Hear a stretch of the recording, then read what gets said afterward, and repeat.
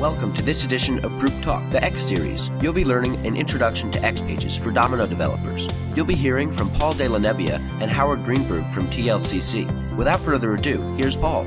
Good morning, good afternoon, good evening, everyone. That's my mug on the right, so I'm going to be taking you through the first part of this webinar.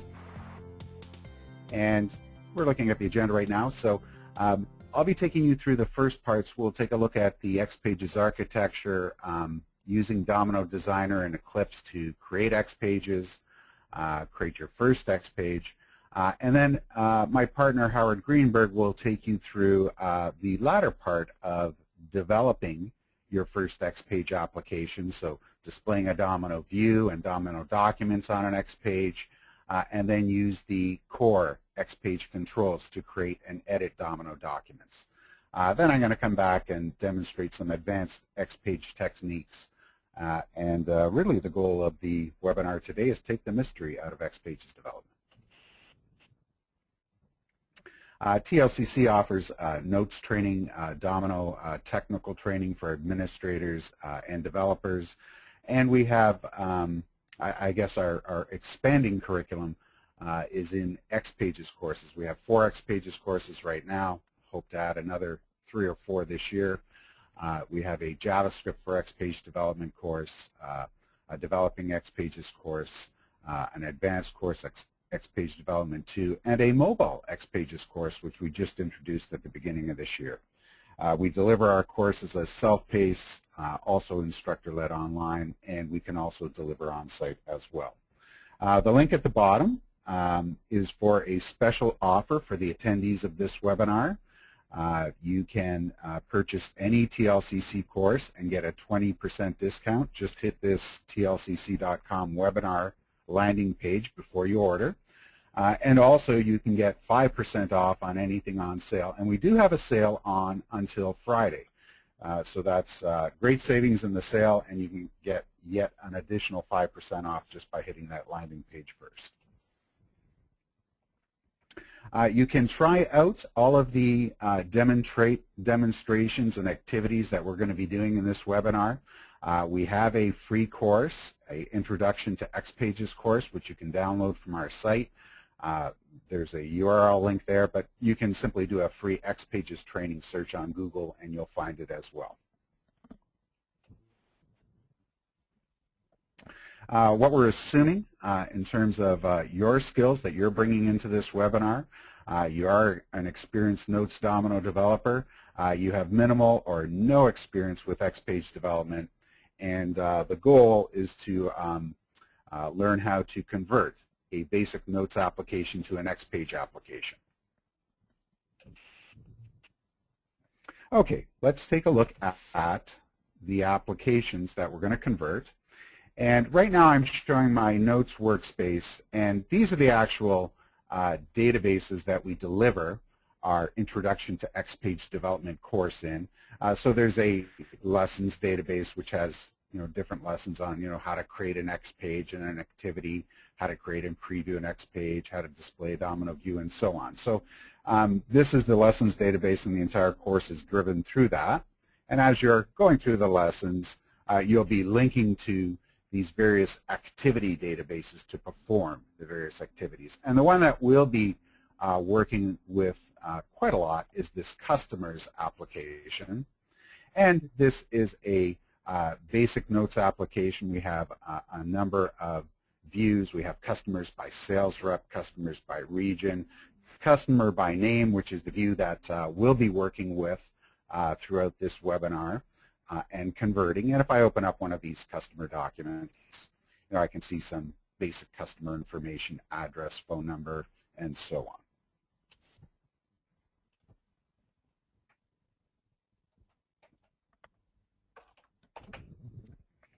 on.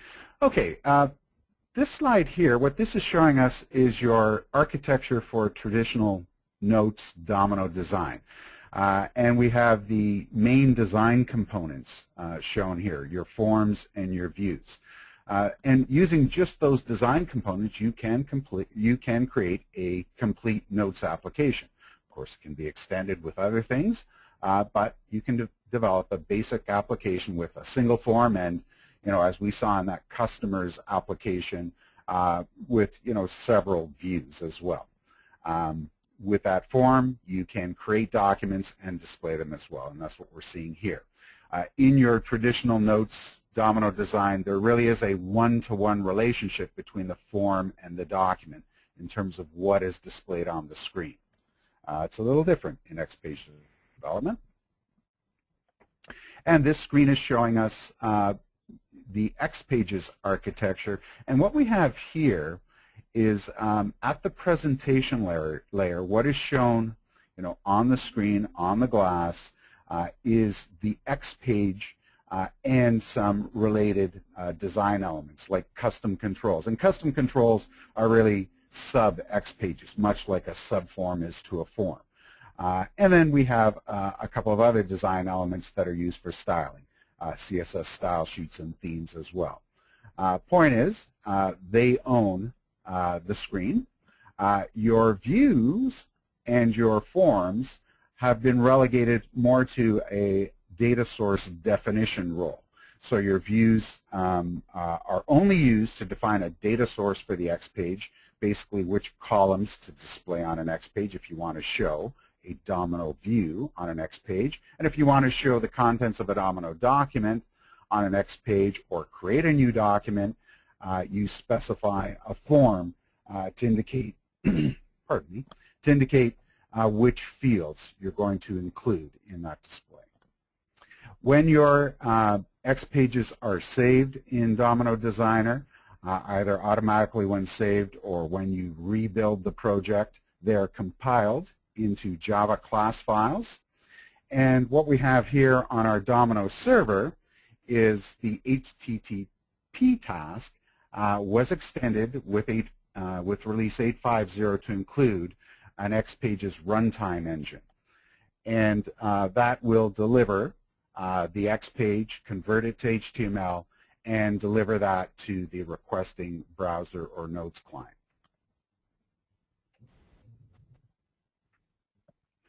When you're developing in XPages, when you're programming in XPages, you're programming in JavaScript. And there are two flavors, client-side JavaScript and server-side JavaScript. On the client side, you have access to the HTML document object. And on the server side, you have access to the Domino object model and @. functions. So when you get started in XPage development, there are some familiar tools that are available to you. We're going to see simple actions. That's something that's familiar to you in your form design, in your view design. @ functions, those have been ported to a library for use in server-side JavaScript. And your Domino objects, like your notes session, your notes database object, your notes view object, your notes document object, those have all been ported to a library for use in server-side JavaScript. And that's what we're seeing here. We're seeing some server-side JavaScript. The on-change event of this region field has been coded with some server-side JavaScript to basically look up the sales rep and write that to this control for the selected region whenever this changes. And what we see here is that familiar @db lookup to perform that lookup from some view, the sales rep view, and passing whatever is selected in the region field to return what is in column 2, presumably the sales rep name. So certainly some familiarity as you begin your developing your first XPage applications. So I'm going to take you through the first lesson in Module 2 in the course, and that is creating an XPage. And we're going to take a look at the techniques for creating an XPage, for adding and formatting text on the XPage, adding XPage controls to the XPage, for input, adding button controls, and so on, using the outline view, saving, previewing, and even troubleshooting errors as well. So first off, a couple of screens on your design environment. So when you're designing an X page, you have some additional views that are available to you. Your Applications Navigator, that's familiar. That's where you will create your views, your forms, and we have the XPages and custom controls added to that design list as well. The XPage editor, and this is sort of a WYSIWYG editor similar to your form design, and you can drag controls right from your controls palette. If you want a button on your XPage, you'll just drag a button over from the controls palette right into your design editor. And there's also a source editor, so you can click on this tab here to switch to the XPage source editor. And the XPage source, as you can see here, is in fact XML, and you can also include on that well-formed HTML, if you wanted to add a heading tag.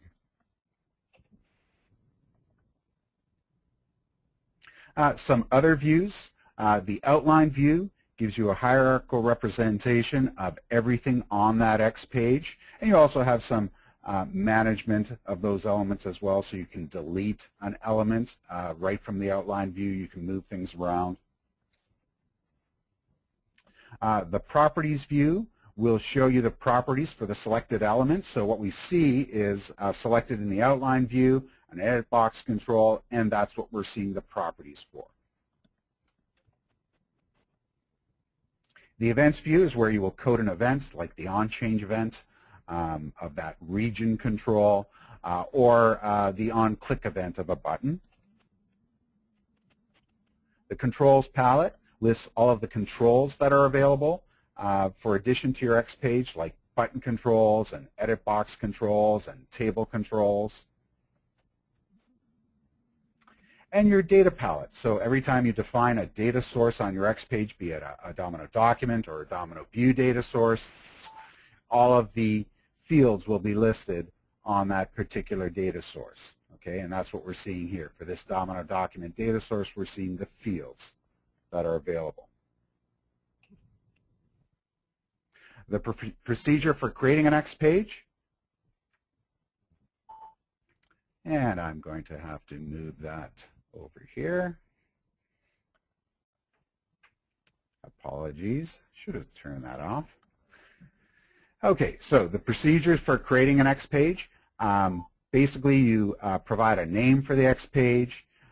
You can optionally set a data source for the X page at the time you create it, and that could be a Domino view data source or a Domino document data source. And then you click OK to create the X page, and it opens in the X page editor. And what we're seeing here on this screen is simply the addition of some text and some formatting of that text in the properties view. And that's what I'm going to do right now.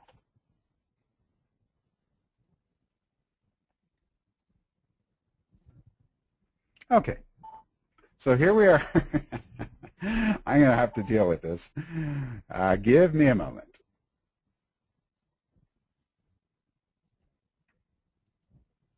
Let's try that. It's early in the morning here, and I guess I forgot that one webinar technique. Okay, what we see here is I've got Domino Designer displayed on my screen right now, and these are actually the applications that come with our intro course. So there's a workbench database and a sales database and a customer application, and I've actually created a copy of that customer's application, and I'll be working with that. But we can see, what kinds of views we have. We have a customer by name view, customer by region view, what kind of forms we have. The main form is the customer form. Okay, that's the one that we're going to provide as a data source when we want to display that customer document information. And in my XPages design list, there are a couple of XPages here that I'll be demonstrating a little later on. But right now, I want to create a new XPage, so I'll push that button to create a new XPage. And I'm going to simply call it my first XPage. And I could add a data source at this time. I could add a Domino document or a Domino view data source at this time, or I could hold off on that and add it later on, and that's what I'll do here. And when I create that X page, that's what I get, a big empty white canvas. This is the design editor, my WYSIWYG editor. If I switch to my source, not too exciting right now, simply a opening and closing tag for my X page, and everything will be contained within that view tag. And first off, I'm just going to add some static text to this. We're the Big Oak Golf Company, and on this X page I want to show customer information.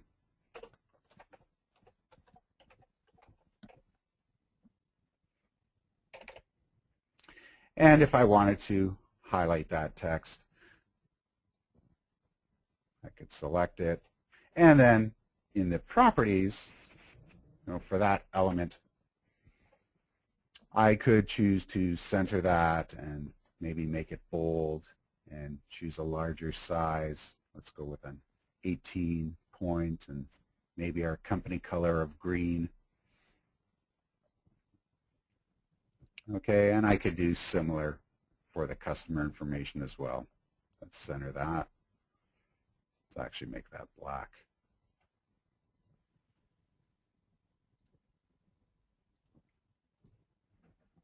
Okay, and that's probably not a best practice to add static text directly to your X page. Howard's going to show some better techniques for text. You might want to add a label, or you might even want to add a heading control instead. Gives you a little bit more options in terms of styling through style sheets. But for now, we'll leave that as that, and let me return to our presentation.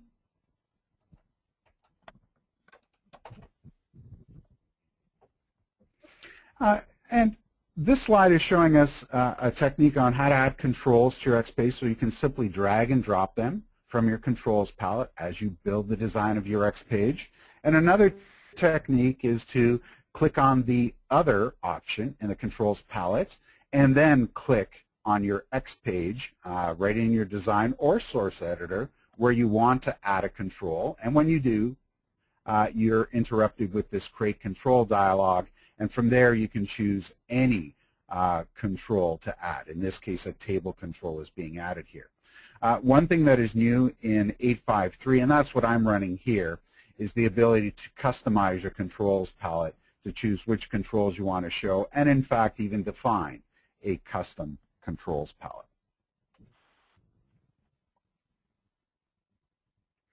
This is showing us the role of the outline view, so it provides a hardcore representation of every component that you add to your X page. When you select it in the outline view, you see the properties for that selected component, and it is also highlighted in your design editor or your source editor as well. You also have some controls available in your outline view, so you can right-click on any of those elements, in this case a line break, and then delete it.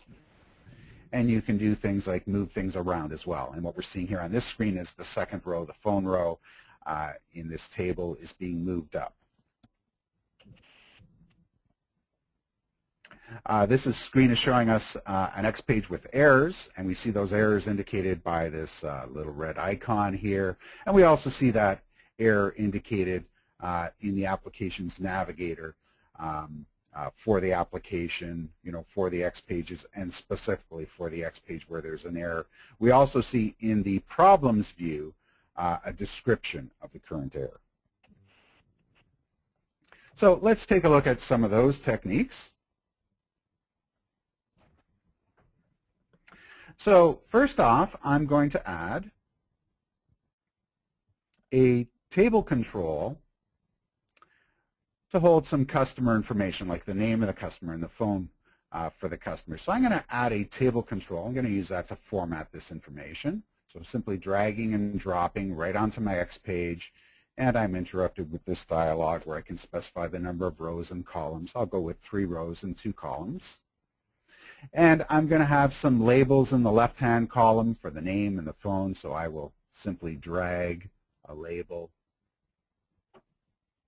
and drop it into there and have a second label for the phone. And I can, in the Properties view, specify a more descriptive label rather than label, things like name. And for this second one, let's go with, actually, let's select it here in the outline view. So I can select the various elements in the outline view, and I see the properties for that, and we'll go with phone. And I can also add an edit box control, one of our types of input controls. We have edit box, we have list box, combo box, so familiar types of controls, familiar from your form design. So we'll add an edit box control to capture the name. And I also need an edit box control for the to capture the phone information. But for this one, I'm going to go with that alternate technique. I'm going to click Other here, click on the location where I want to add another control, and then from my drop-down list, choose Edit Box, and OK. Okay, we'll add a button control as well. And right now I've got enough to preview at this point, so I can preview this in my web browser. First, let me save my changes and preview in the web browser. And that's what I'm seeing here. Okay, so I'm seeing some of that static text, and I'm seeing an input control to enter the name and the phone, and I see a button control here. Probably need a better name for that button. But let me preview this in Notes as well. And I'm seeing pretty well the same representation. Let me get both of these on my screen. Okay. So very much the same representation. So certainly delivering much better on the promise of write once, read anywhere, okay, for both web browser and Notes client as well. So that is certainly one of the benefits of XPages Design, in addition to that very modern Web 2.0 look as well. Okay, back to my XPages Design. One thing I'd like to do is introduce an error. So let me select my table control, and I'm going to introduce an error by corrupting the ending tag for that table.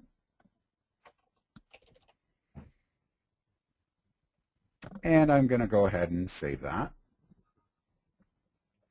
And I can see that there is a problem in my problems view. Now I can actually close this, and in fact what I'm going to do is I'm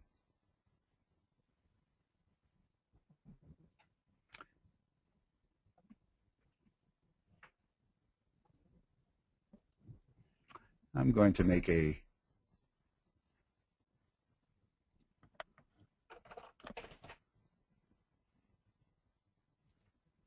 big change here. Okay, so I'm going to change that top title, Big Oak Golf. I'm going to make a big change here. And let's see if we can see that here in the design editor. So I can see a big change. I'll save that, and I'll actually close that. And let me go over to my browser and refresh my page. And I'm not seeing that big change. Okay, so there is an error on my page, my first X page, and at this point in time, it's a compile time error, so it wasn't recompiled. So the Java class file for the X page doesn't reflect that big change at this point in time. So I'm going to have to deal with that error. So back in Designer, I can navigate through the Applications Navigator to find the error and find the error page. Or right here in the Problems view, I can simply double-click on any errors, and that'll open up the page and open it specifically to the line where I have an error. So let me fix that and save. And let's preview again. So I'm going to refresh. And now I'm seeing that big change here to the title as well. Okay, so a little bit on troubleshooting. And that's it for my bit. So let me hand control over to Howard.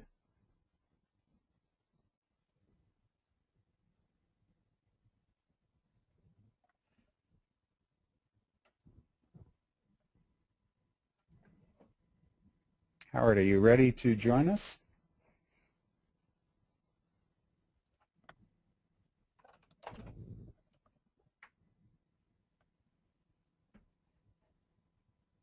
Okay, yes, thanks, Paul. Just had to unmute myself and switch over monitors. Hopefully everyone's seeing my monitor. Paul, is that showing? Yes. Okay, thanks, Paul. Okay, good morning or good afternoon or good evening, everyone, and thanks for joining us. So where we're at now in our first step on XPages is that we've created an XPage and we put some labels and text and some controls on the page, but we really haven't started working with Domino data. So that's what I'm going to do in the next 45 minutes or so, is create two XPages. One is going to hold a view that will be just like a Domino view, let us access all our documents, and the other one will be used to display the contents of those documents. Typically, we would use a form for that in traditional Domino development. So first we're going to work on the XPage that holds the view, and to do that we're going to use what's called a view control. And there's two ways to create a view control. One would be just drag it over from the controls palette, and then we can set what columns we want to see and define what view we want to display. The other way is there's something called the data palette that Paul showed you, and if we have defined a data source for the view at the XPage level, we will have all the columns for that view, and we can drag over those columns. So the first way to do it is from the controls palette, it will be listed under the container controls. We drag over the view control, position it where we want it on the XPage, and when we let go of our mouse button, we will get this dialog box. And then we can pick what view we want to show, and if we want to pick a different database, we can do that as well. The other way to do it would be to use the data palette. So the data palette is that other view that is next to the controls. You use the tabs to switch them, and you can drag over the columns you want to display. Now this will only work if you have a view data source defined on your XPage. Once the view control is on the XPage, regardless of how you got it there, whether it was the first method or the second method, it's still a view control. It will still work the same way. And we have various properties that we can define. So the picture here, we have the properties for the first tab for the view, but then we also have tabs for data and display, and then there's the style, font, background, margins, and lastly the all properties. And all properties is where we can access all the properties for this particular control. So even though we may not see it in one of the tabs, that property still is visible to us in the all properties tab. Okay, so on the view tab, the very first tab, we can give our view control a name, and the most important setting here is going to be the one in the middle. When we click on a document, what XPage do we want to open up to show the contents of that document? And so we can use the drop-down to select any XPage that we have set up in this particular application, or we might have an XPage that has the same name as our form that we're trying to display. So if we have a customer form, we could have an XPage called customer form, and it would use that particular XPage to display the document. Okay, so let's go look at that in Designer. So the first thing I want to do is create a new X page. As Paul showed you, we just use the new X page button. And we'll call this let's call it the customer view X page. Okay, so at this point in time I could add a data source, and so I could add my view data source if I wanted to, but we'll add that later. And then the X page opens up. So one way to do this would be to use the view control, and I just drag it over to the X page where I want it, and then I pick the view I want to display. And that will then show me the columns that are in this view. Now, one of the columns is a hidden lookup column, that last one. I probably don't want that one to be displayed. And then I'll click OK. And there is my view control. And it picks up the column headings from the view and picks up the columns that I defined. And we don't have to make any changes. I can go right in and preview this. And this will show my view. And it will set up a pager. So we have a pager set up. And it has my columns and my column headings. So that was pretty easy. We just had to drag and drop, select the view, and that was it. Okay, so let's look at some more properties. Actually, before we do that, let's look at the other way to set up the view control. And that would be if I had a data source on the X page, I'd have to create one in this case. And I do the same step in that I pick the view I want. Okay, so now we have on the X page, we have a data source defined, and that's for our view. Now I can go to my data tab, and I can pick my columns that I want and drag those over. Okay, and those are the columns I want. Again, we get a view control, and when I preview this,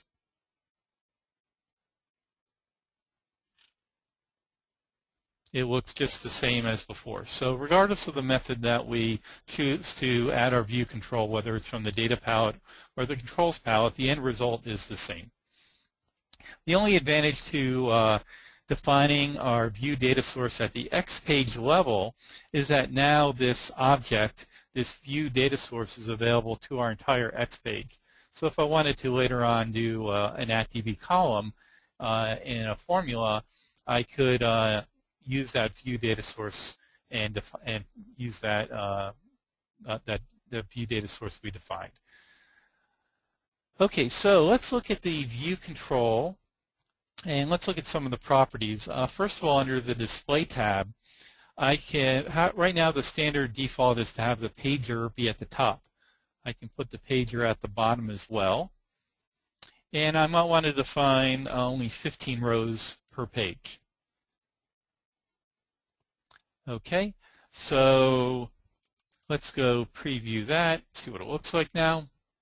So now I have my pager top and bottom, and I have only 15 documents per page. And so as I page through this, we see our documents. Now note as I page through it that my columns are changing the width, and that's kind of results in what Paul calls the jiggle factor. So that's kind of a little ugly, having those columns change. You know, they're basically adapting to the width of the widest text in the column. So one way to fix that is we can go to our view columns and set the properties. So let's go look at our view column properties and see how we can fix that. Before we do that, let's talk a little bit about the pager control. And so the pager, you saw that I added a footer pager as well as the header pager, that's the default. And the pager has properties as well. So in the outline view, we can click on the pager, or right on the X page, we can click on the pager control, and then we have some properties. One of those properties is setting how the pager should look like. And we have a choice of 7 predefined appearances for our pager. We can also define a custom pager. So if we choose to define a custom pager, we can set any of those different controls in the pager in any order. Okay, we also can set the view column header properties. We can change the font and the style, obviously. We can also set the sorting. So in our Domino views, we have the ability to sort on a view column by clicking on the header. So if you want the user to also be able to do that on the X page, there is a property called sort column. Now that will only be active if the underlying view column in the notes view is set to be user sortable. That's one of the properties in our view. In our view column, we have properties as well. And so we can define in our view column things like the width and, again, the font and style and things like that. So let's go look at that in Designer. Okay, so first of all, let's go look at the pagers. So let's look at this top pager, and I can choose a different sample. And let's look at the bottom pager, and this one I might want to do a custom pager. So maybe I want to have the previous button, and then I'll have a separator between that, and then we'll have the page selector, where they can select, any of the pages in the view control, and then maybe have the I have another separator between those, and then have the next link. Okay, so it kind of gives us a representation of what it looks like in the design pane, and then I can also preview that.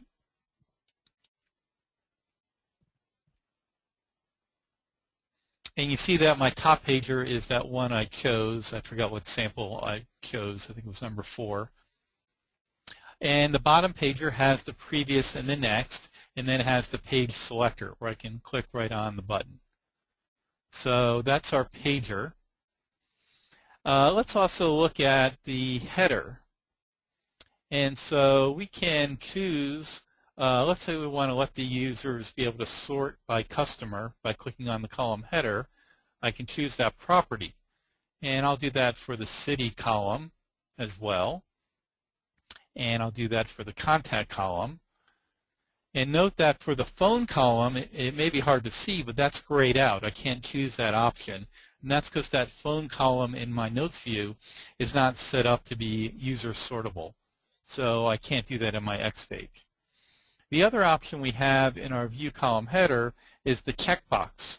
And that is going to let us click on the checkbox next to the view column, or I'm sorry, the view column header, and then that will select all the documents that are currently displayed, and we can have, let's say, a button that takes some action like, changes those documents or deletes those documents. It's kind of like a select all option.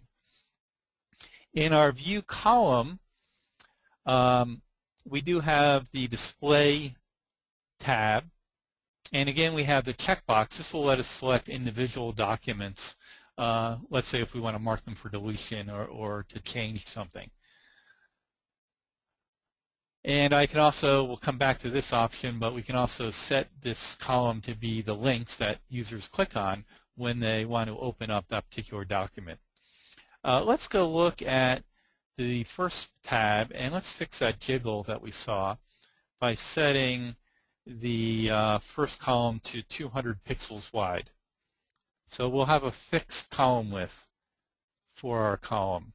And I'll set the other ones to be 100, not percent, but pixels.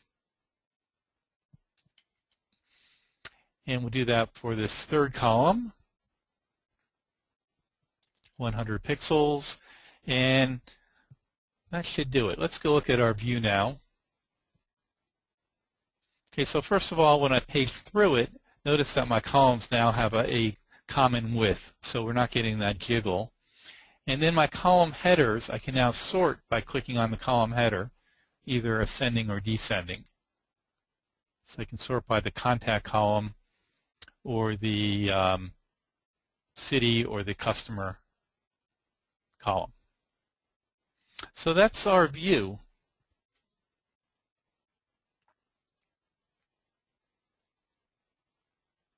Okay, so now let's move on. Now that we got our view working, our view control, the next thing we want to do is now be able to look at these documents that are displaying in the view.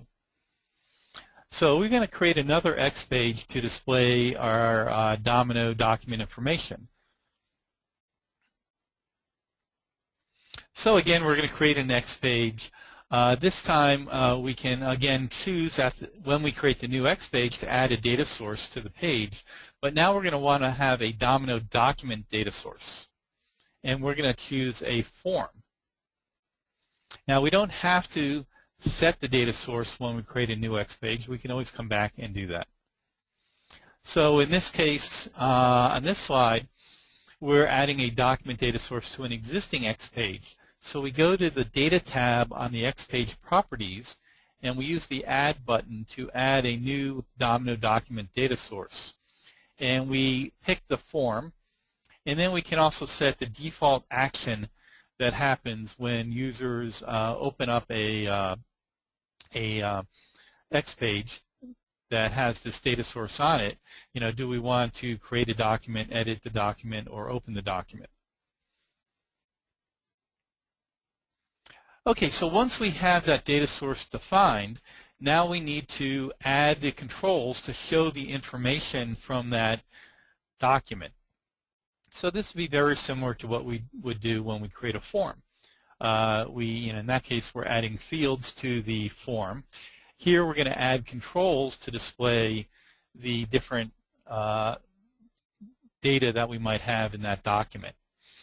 So we can drag over things like the edit box or rich text control or list box or combo box to our X page individually.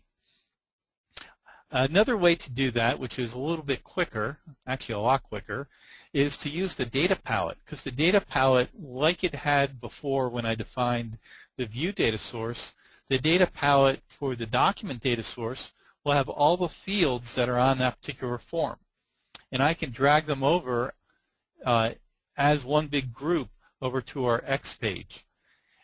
Now, when I do that, it will automatically create a table that has the right labels for that particular field, and will bind our control to the underlying field on the document data source. Now, if we don't use the data palette, then we're going to have to set for each control we drag over the data source and the field on that data source that we want to bind that control to. So it's a little more work when you're converting over an application. It's sometimes a lot quicker to use the data palette, which is what we're doing here, where we drag over the columns. It will create a table with the labels and the controls on it.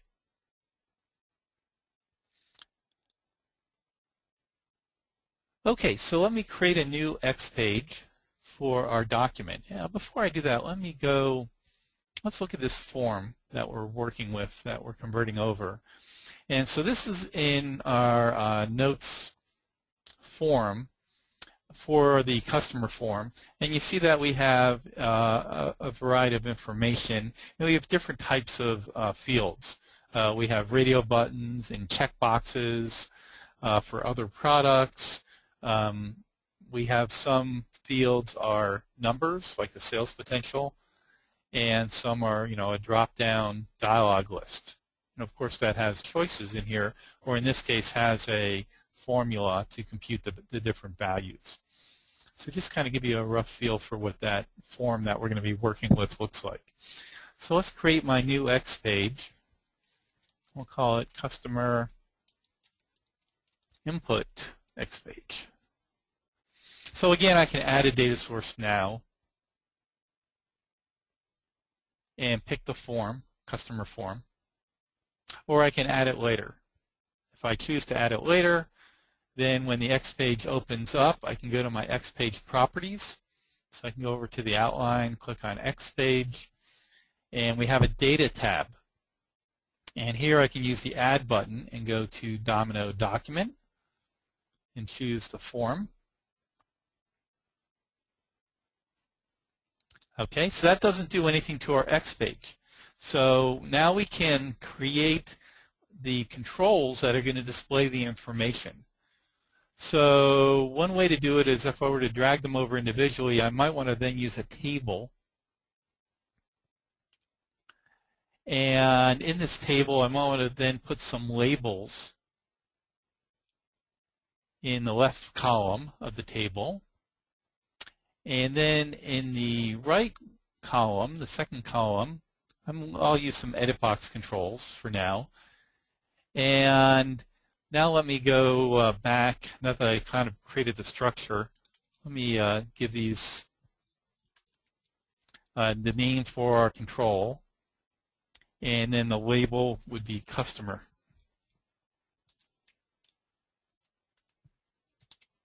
Okay, so for this control here, this edit box, this is going to display our customer information.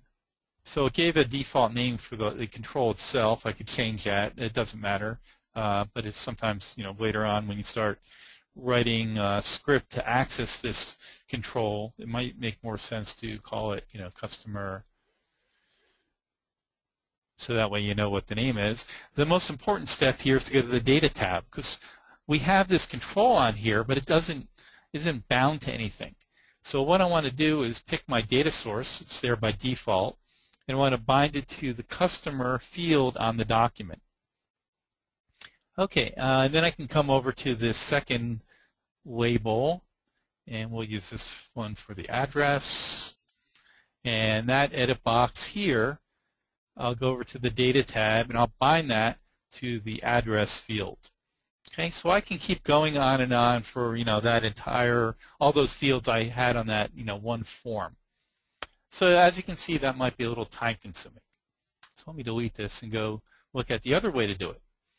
And that is to use the Data tab here, and I can drag these over. So I can select and drag them over, but first let me, there's this little icon here, which is very easy to miss. My mouse is pointing to it, and when I click on it, it has a little X through it. Okay, so if I select these controls, or I'm sorry, these fields, and drag it over, it will create a table, and it has a label control for a customer. It has, in this case, an edit box control for a customer, and it's already set to be bound to the customer field on our data source. So that saved me a lot of work. Notice that the sales potential here is set up to be a display type of a number, whereas the other ones are set to be a display type of a string. Now, the only thing with that approach was it didn't give me a lot of options. It just set up edit box controls for everything. So let me delete this. And let me go back to this little icon and change it so there's no red X through it. And what this does is it enables a dialog to appear when we drag over these controls. So now when I drag it over, we get this dialog box. The nice thing about this dialog box is I can now fine-tune this. Maybe I don't want this referral field to show. And even better, now I can say, okay, the region here, I don't want to be an edit box, because if you remember, I think we had that be a dialog list or something else like that in our notes form. So I'm going to want some sort of drop-down list to let the user select from a variety of choices. I don't want them just typing in anything. Okay, I'll do that for the status as well. And maybe for the type here, type of customer it's going to be, we'll make this a combo box. So I can fine-tune the type of controls they're going to be.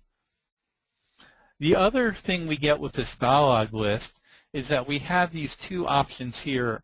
The first one is to have a submit button automatically added. Now a submit button is going to submit our X page back to the Domino server, and at that point it will save any information that the user had entered. We also can have a messages control, and this is going to be used to display error messages. So if we had set up any validation, any error messages would be displayed in this messages control. So you probably have seen many websites where they combine all the validation errors in one area. And this is a way we can achieve that effect with the messages control. Now, if I always want to do that when I'm dragging over controls from the data palette, I can save those settings. And that's just going to remember that I checked off those two boxes above.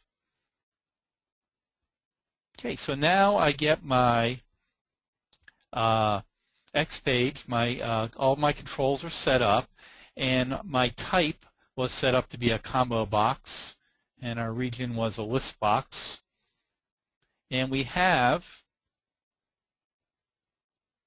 we should have, actually we don't have our submit button. I don't know what happened to that.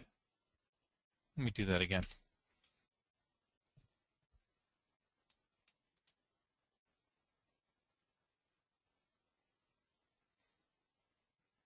Okay, those buttons are checked off. Let's make the region a list box. And of course, I could have always went in and added a submit button later, or the display errors control. But I just want everyone to see how those are created automatically. Okay, so those buttons are checked. Okay, so there's our submit button was created. We'll talk more about that in a little while. And here's our control that will display our error messages. Okay, so let me go preview this and see what it looks like. Okay, so here is my form. So this would be great for entering new customer data because we have a submit button. The only thing is our drop-down choices and our list boxes have no values in them. Okay, so we want to come back and add those. And again, all of these are bound to an underlying field on our document, in this case the customer field.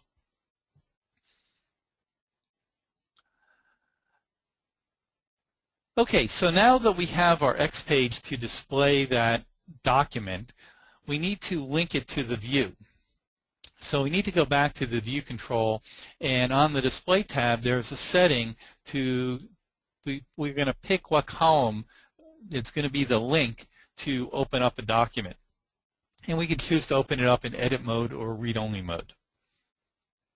The other setting we have to set is for that view control, we have to pick the X page we want to use when documents are opened from that particular view control. So let's go get our view control link to our other X page. So we'll go back to our View X page, and we'll click on our view control, and we want to go to the View Properties tab, the first one, and we want to pick that X page I created, the Customer Input X page. So now when documents are opened from this view control, it's going to go switch to the Customer Input X page. So the next step is to pick the column or columns we want to be the links. And let's use the customer column. We'll check off that box to show the values in this column as links, and we'll initially open it as read-only mode. So let's preview this and see what we get. All right, so we have our customer is now a link, and I click on it, and it opens up the document. So that's great. We now can view our documents from our view control, our View X page. However, the submit button, we're in read-only mode. The submit button doesn't really do anything. So the only way to get back to our view is to use the back button. No, that's not very good. So that's the next thing we need to add to our application.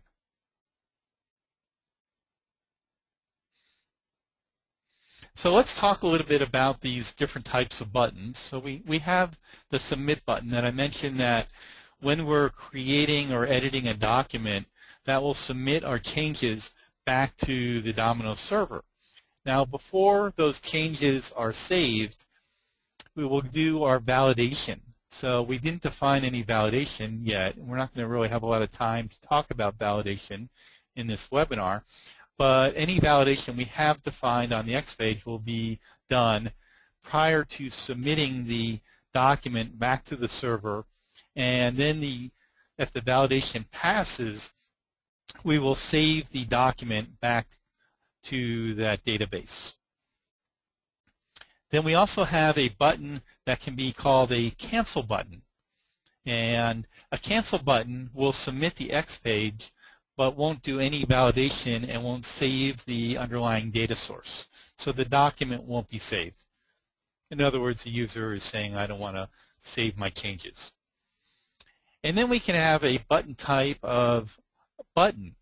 And that's where we're going to have to write some code, typically in an on-click event, to basically define what's going to happen when the user clicks on that button. So we have three types of buttons that we can add. So a submit button or a cancel button, we just drag over a button control and we change the button type to be submit.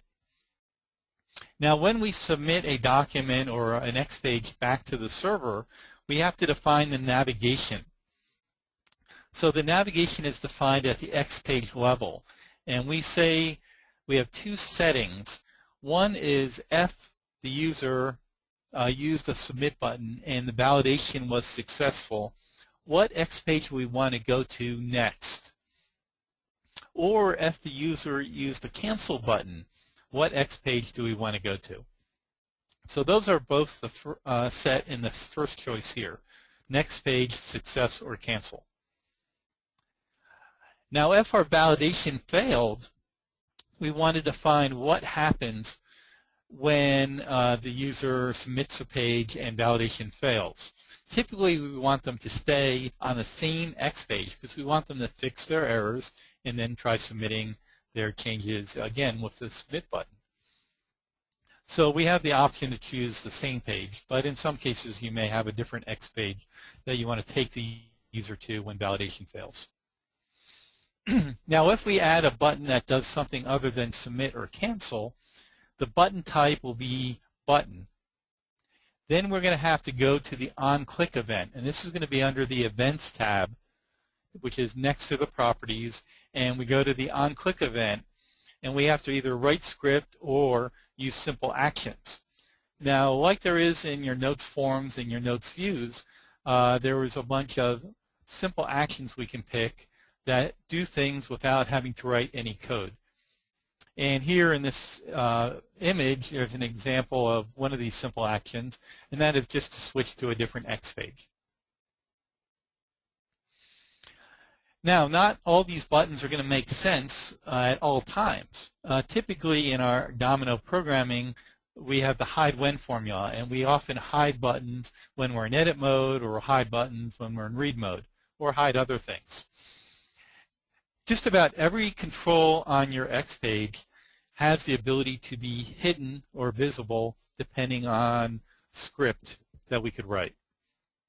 Now, the good news is that old hide when formula that you're used to, which is kind of a negative logic, you had to compute a formula that was true when that, whatever you were trying to hide was supposed to be hidden. This is completely opposite. Here we're going to write a script or formula that defines when the control is visible. So that script or formula will return true when that control is going to be visible, in this case the submit button, or of course false when we want to make it not visible. So you'll notice that the visible property has a little diamond next to it, and that just about every other property on this particular illustration, this particular image, has a diamond next to it. That means that that property is computable. Excuse me. And so we can right-click on that little diamond and choose Compute Value, and then we can write some script. So in this case, we are using the isEditable method on our document data source to define that's going to be true when the document's in edit mode, and therefore this button will be displayed when the document is in edit mode. Let's go look at that in Designer. So we'll go back to our other X page, and first of all, let's add some buttons. We have the submit button already, so that's a button type of submit. Let's add another button to let them cancel. So if they're creating a new document and want to cancel, let's have them have a button to let them do that. And so we'll set the button type to be cancel. Okay. So now again, I'm going to go back to my XPage properties, and I have to define the navigation. So when we submit this XPage, after we submit it, assuming validation was successful, or if the user used the cancel button, we want to take them back to the view XPage that we defined. Now, if the validation failed, then we just want to keep them on the same XPage. Okay? And we'll look at this. As I said, I'm not going to spend a lot of time on validation, but there is a validation tab. And so I can set the customer control to be required.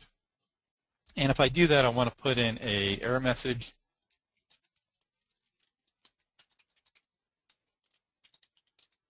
Okay? And so just so we can look at the validation and what happens. Okay, let me go back to my buttons. So these buttons are great when we're in edit mode. Okay, we will have a submit, we have a cancel. Now the other thing we might want is some buttons in read mode. We probably want to be able to go back to our view.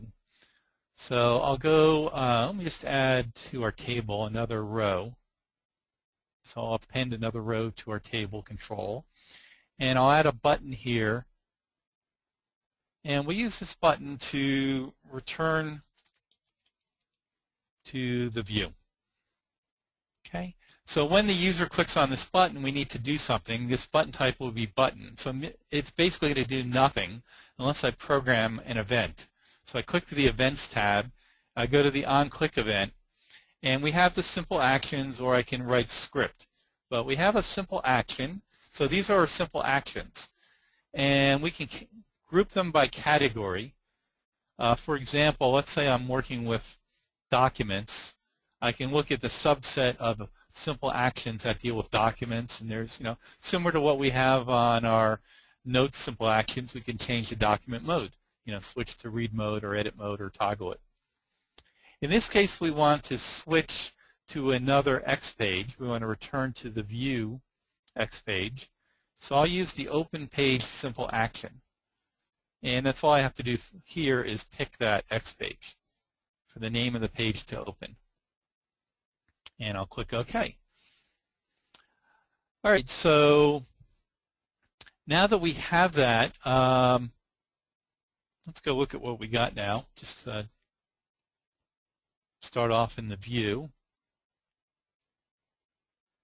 So we can open up a document. So I'm in read mode, but we still have that submit and cancel button. But I do have the return to view button.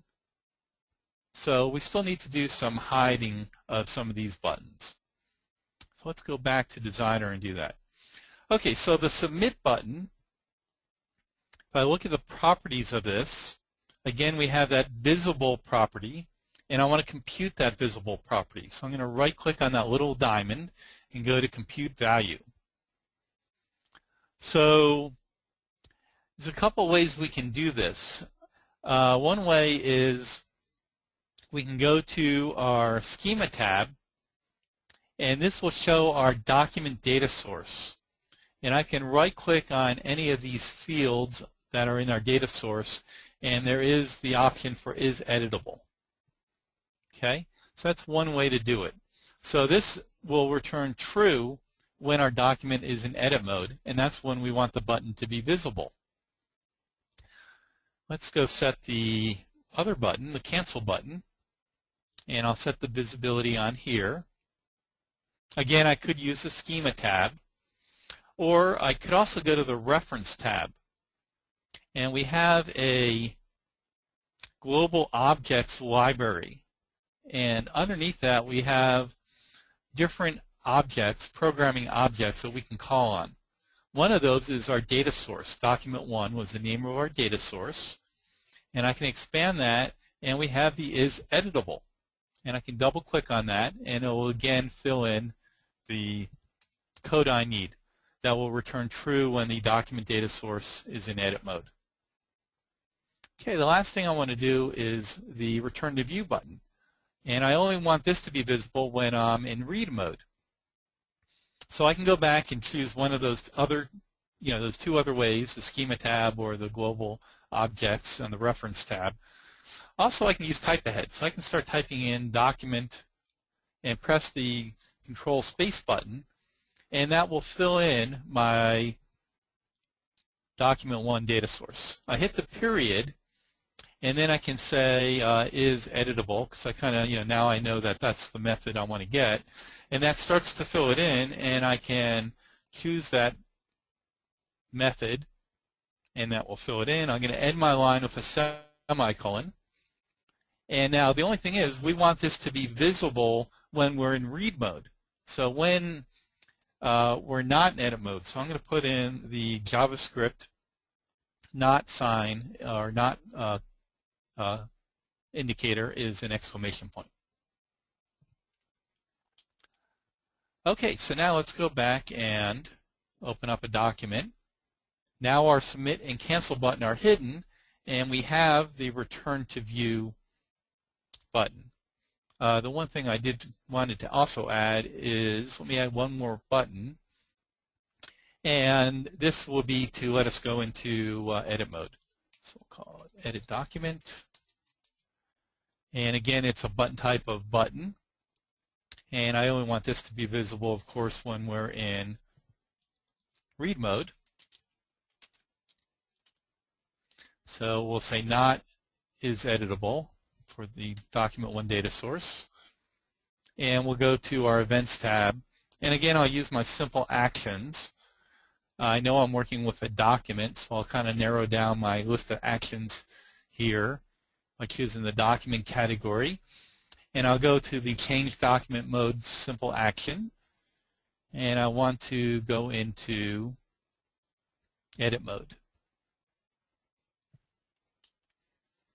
So now when I open up a document, I have the ability to go into edit mode, and then I can submit my changes, or I can cancel. Okay, so the only thing we're missing is the ability to create new documents.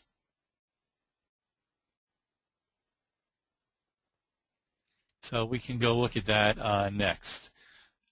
But before we do that, we do have one problem in that when we go into edit mode, we don't have any values in our list boxes and checkboxes. So we want to talk a little more about these types of controls that we use when we're editing documents and how we can supply those values. Okay, so we're going to talk some more about those different types of controls. We've been primarily using the edit box. So there is a rich text control.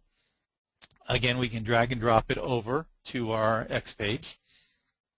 And the rich text control, when we're viewing this on in the browser or in the Notes client, uses the CK editor. So that's part of the Dojo library. And we can set the toolbar. And the toolbar is what appears at the top of the rich text control when it's in the browser or in the Notes client. And it's basically those little icons that give you capability to set fonts and embed a table or attach a link or add little smiley icons or whatever you want to do. Okay, so let's go look at that. And I'm actually going to switch to a different X page that we already have defined.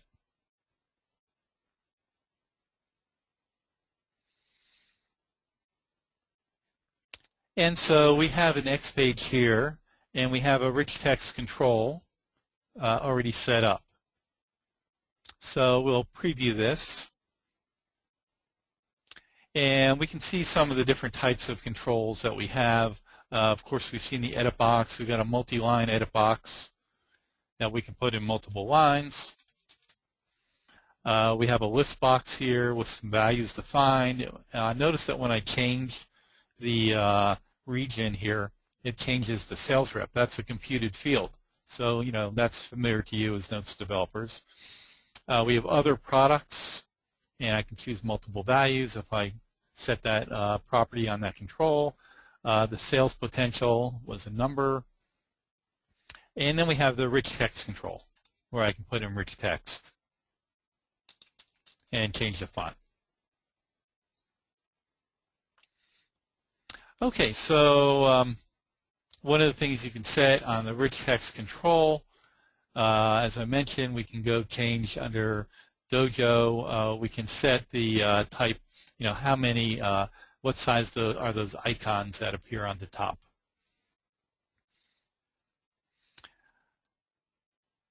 Okay, let's also look, let's add to this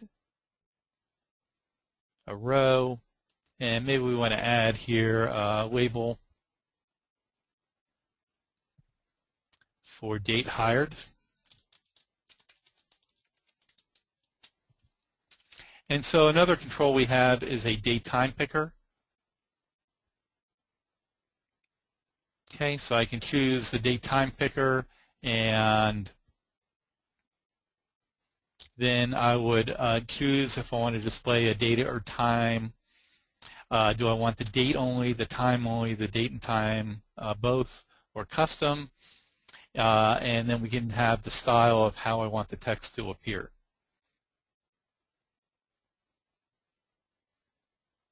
So this will use the Dojo date time picker, which is right here, date hired. I can click on that and get a little calendar and fill that in.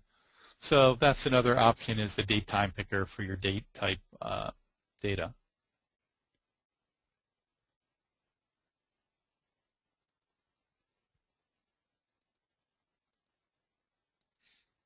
Okay, let's talk some more now about those list box and combo box controls. Of course, we have a common set of properties. You can allow multiple selections if you want the user to be able to choose more than one option. The big thing here is that we have to define our choices that the user is going to see. So one of the things we could do in the notes forms was we could have the idea of showing the user one value, but then what gets stored in the underlying Domino document is a different value. That was called an alias, and we did that with the vertical bar in the field properties. So if you're converting over a lot of Domino applications to XPages, one of the things you might want to do is copy those choices that you might have if they were hard-coded, and there is a way to import in your list your choices into the combo box or the list box. There's an import list dialog available, and you can then use the vertical bar as a separator, and we'll look at how we can do that. Another way to do that is to compute the values. So typically we use an @db column in our notes forms to go to a view to supply the list of choices that the user sees in combo boxes and list boxes. And we can still do that. Again, Paul mentioned that the formula language is available to us, and we can use the @db column to supply a list of choices. There's also the schema tab, where we can go to a view data source and use the get column values and define a column number.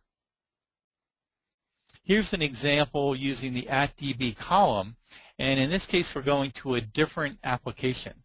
So we have to define an array for our first parameter of the DB column, and again, this is JavaScript. So this is a little different than our formula language.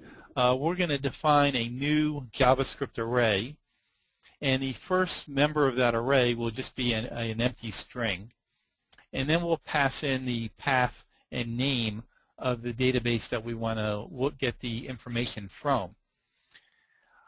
In this case, then the second parameter for the @db column is the customers by name view, and we want to go to the first column in that view.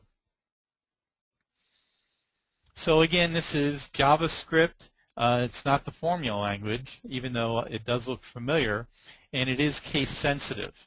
Also, our parameters in our at functions for XPages are separated by commas, not semicolons. So that's a little bit of a difference. Radial buttons, we can choose horizontal or vertical. Same with the checkboxes. And the checkboxes, you can have a single checkbox if you want. And then Paul mentioned we can customize our controls palette. Now, one thing we had, if hopefully everyone's using Domino 853, if you're using an older version of Domino, I think it's 850 or 851, there might be a control called the checkbox or the radial button. And what you should be using is the checkbox group or the radial button group. The radial button and checkbox controls should not be used. So you may want to take those out of the controls palette, and you can fine-tune your controls palette to remove those, and I'll show you how to do that. Okay, so let's go into Designer and see where we're at with some of that.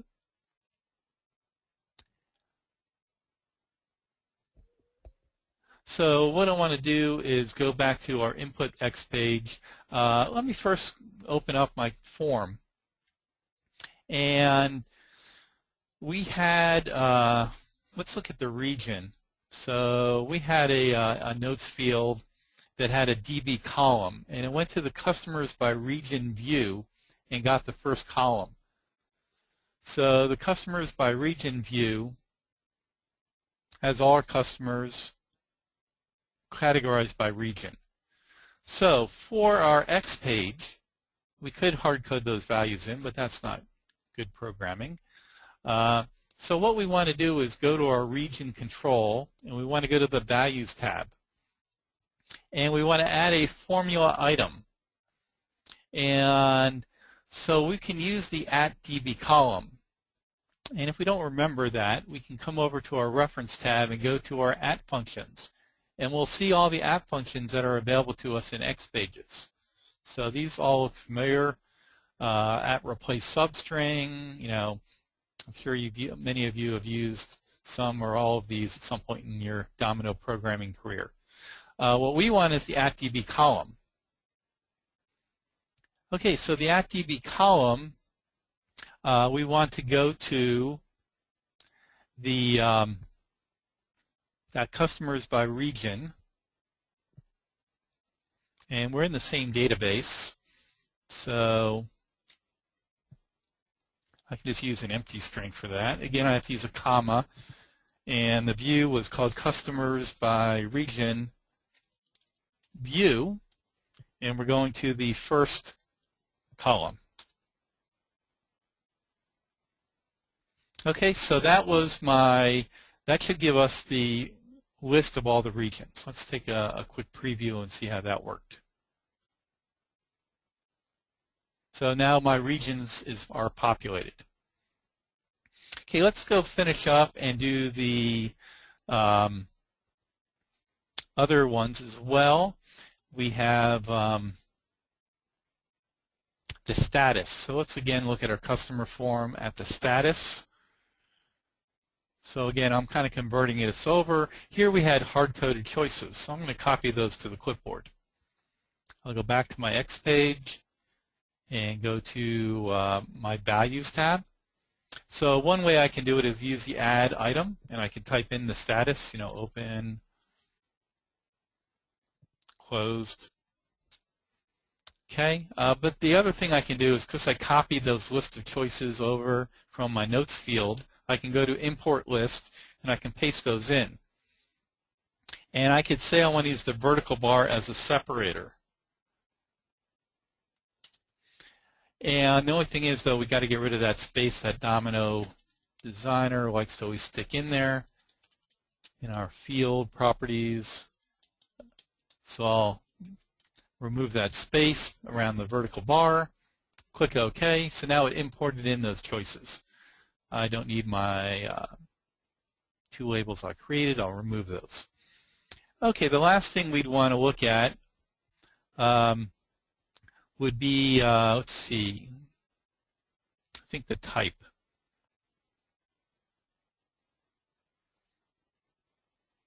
So the type is a radio button. That's okay, and we got some choices here. I'll copy those to the clipboard and go back to my X page and go to my type, to my values, import list, paste those in. And here we don't have a separator, so I'll just say no separator. And the last thing I want to do is this other products. So let's go look at the other products. Other products was a checkbox, and we have a bunch of choices here. I'll copy those to the clipboard. And other products right now is an edit box control. We can't switch the type of controls that a control is, so I'm going to have to delete this and choose the checkbox group. I'll place that in there and go to the Values tab, go to the Import List, and again import my choices in with no separator, and that should be it. Okay, so the only thing I want to do now, I should be all set when I go to my view.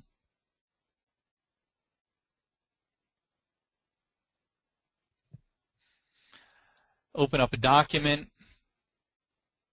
Oh, one thing I forgot to do. Let me go back and do that. My other products, I need to set, I need to bind that to our other products field.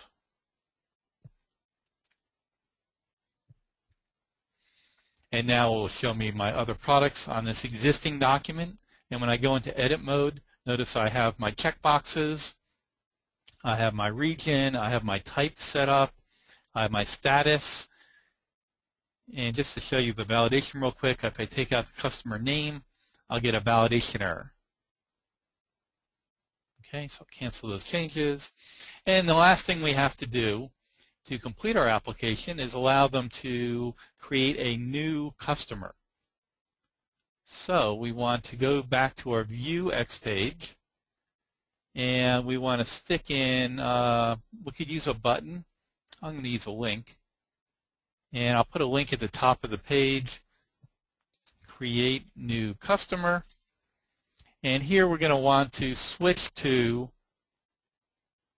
open up an X page, and we want to switch to that other X page, a customer input X page. And we're going to want to create a new document. So when I preview that, we have our link at the top. Probably could have formatted that better. We click on that, I can now create a new customer. And I can pick some information. We'll fill it all in, submit it, and here's our new customer here. Okay, so that's our application, and so that we basically have converted over a Notes application to an XPage application in maybe 40 minutes. Okay, so I'm going to turn it over to Paul, and Paul's going to go and show you some other things that we can do with XPages that you couldn't do with Domino, or you could do, but it might be a little harder to do. So Paul, okay, thank you, Howard. Can you hear me, Howard? We hear you fine, Paul. And am I displaying my screen? Okay. All right, I'm going to take a look at demonstrate some advanced techniques that you can do with XPages. And these are also part of our Intro to XPage Development course, which you can download from our site. So I'm going to go into Module 3 to demonstrate a couple of these techniques. One thing you can do is you can filter the documents that are displayed in a view control. I'm actually going to go on to this technique. We're a little pushed for time here, so we're going to take a look at showing multiple data sources on the same X page, like a view control and a document data source as well. Okay, so I'll launch that, and that's what I see here. I see a view control, and as I select these entries in this view control, I'm seeing their information displayed here on the same X page. So we have a Domino view data source, we have a Domino document data source, and you're limited to your imagination here and space, of course. So I could extend this, and I do this all the time for internal applications here at TLCC. So I might want to click on a customer name and show what courses that particular customer has taken, what other people, from that customer have registered at our site, and so on. So very powerful, and very different from, I guess, your traditional notes development, where you're kind of limited to, just showing a view or just showing a document. Now, this second technique that we want to take a look at is basically combining the contents of two views on the same view control, effectively doing a DB lookup in a column. You may have wanted to do that. Of course, you cannot do that in View Design, but you can in XPages Design. So let's first take a look at the views that we're going to combine.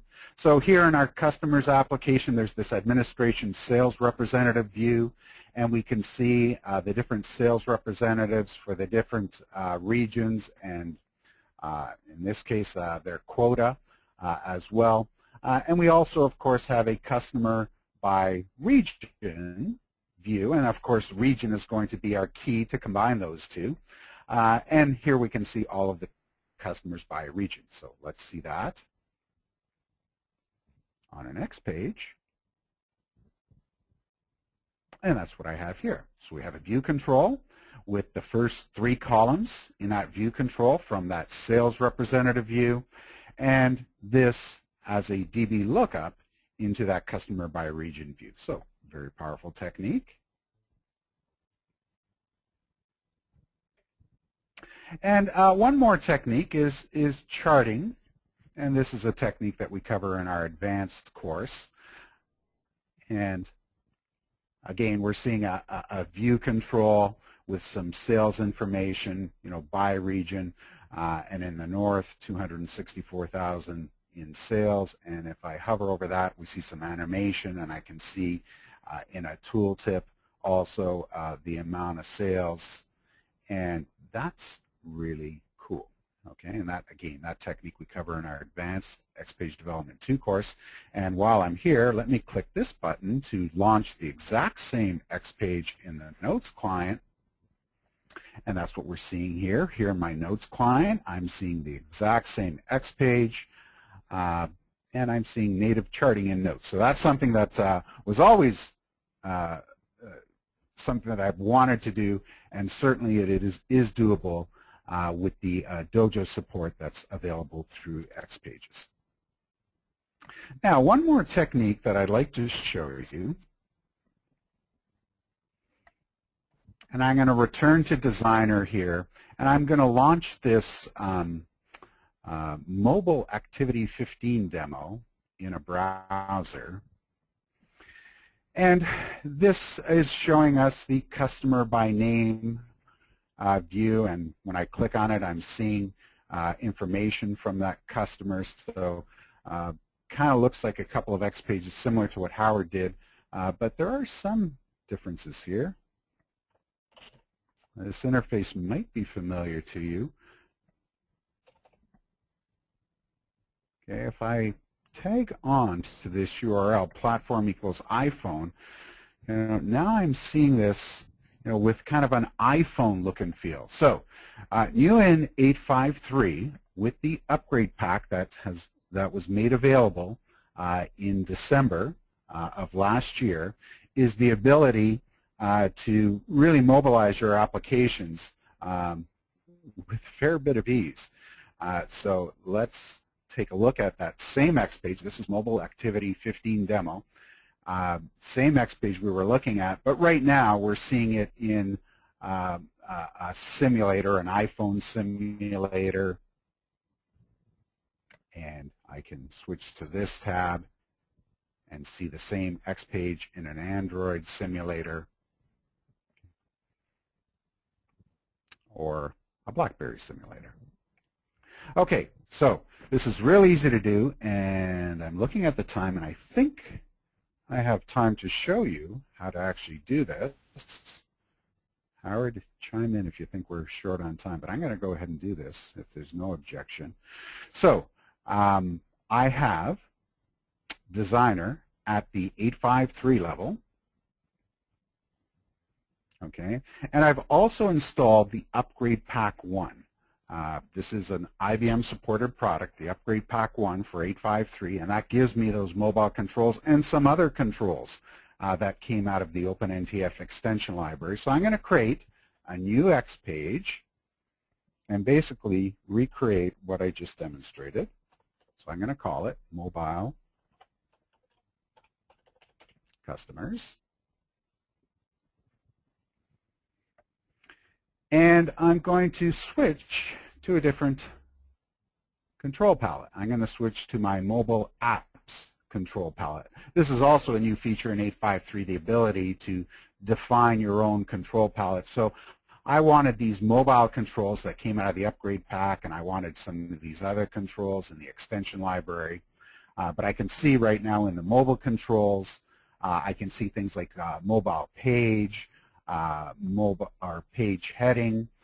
So for every mobile page that I want to display that customer by name view. I'm going to add a mobile page for that. I want to display the contents of the selected customer, so I'll add a second mobile page. But before I can do any of that, I need to add a single page application control, which really serves as a container for all of these mobile pages. So I'll add that over. And let me add over the first mobile page that I'm going to use to display that view, that customer by name view. And I'll add into that a page heading as well.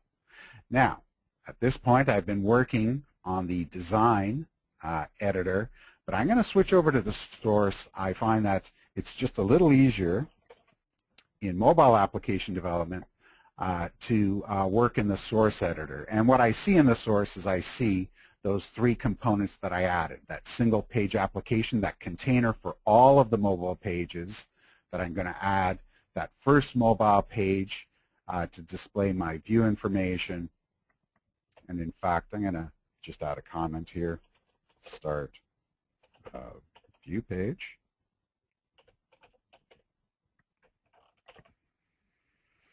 And then also later on I'm going to add a document page as well.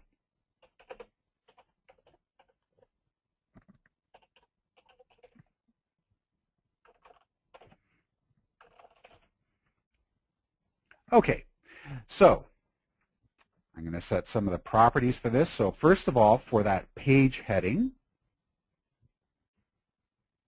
I'm going to, here in the All Properties, provide a label like Customers by Name. And I can see that as I'm making changes here in the properties, they're being reflected here in the tag as well. Okay. And I do need to give this page, my view page, a name.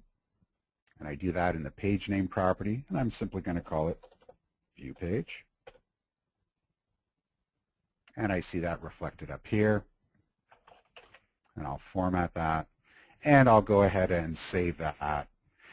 And it appears I have an error at this point in time. And I can hover over that, and it's saying that a required property is the selected page name. Okay, so for that container control, the single page application, which is going to contain all of my mobile pages, my view page, my document page, I need to specify which page to load first. And I do that here in the selected page name property, and I'm specifying the view page. So now when I save that, my error goes away. And I can preview what I have so far. And that's what I'm seeing. Okay, so I am seeing that label, but I'm going to put that into the simulator. So here in my simulator, let me just load up that page. Mobile Customers XSP, that's the page that I just created. And that's what I'm seeing. So I'm seeing that label simulated for an iPhone, for an Android, and so on. Okay? So let's continue on. The next step is to add some sort of a view control to display those customer names. So let's go on to that part. So here on my view page, I'm going to add. Now, I might be tempted to add a view control, but you'll find that the view control is not supported for mobile applications. Instead, also available with Upgrade Pack, you would add a data view control. So that's what I'll do. And sort of like adding a view control, I need to specify, which view. So within the current application, it's that customer by name view.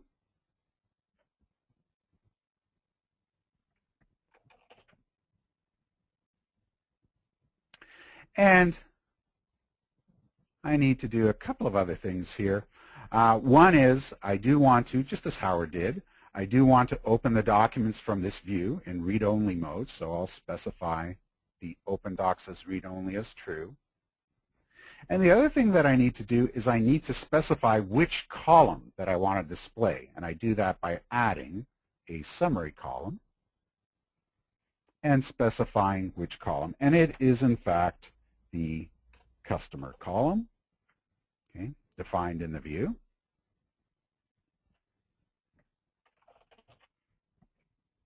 And let me save those changes. And I'm going to return to my browser and simply refresh. And that's what I'm seeing at this point. So far, so good. I'm seeing the names of the customers from that customer column in the customer by name view. But of course, as I click on these various customers, nothing seems to be happening. So that's the next step. I need to create a second mobile page to display the contents of these documents. So let's return to my design. And I'm going to add another mobile page. So from my mobile controls, adding a second mobile page. And I'm going to give this the page name document page. And also changing this property, reset content, setting that to true, because on subsequent opens of any of those customers from the view, I of course do want to reset the content of this particular mobile page. Otherwise, I keep seeing the first document that I opened.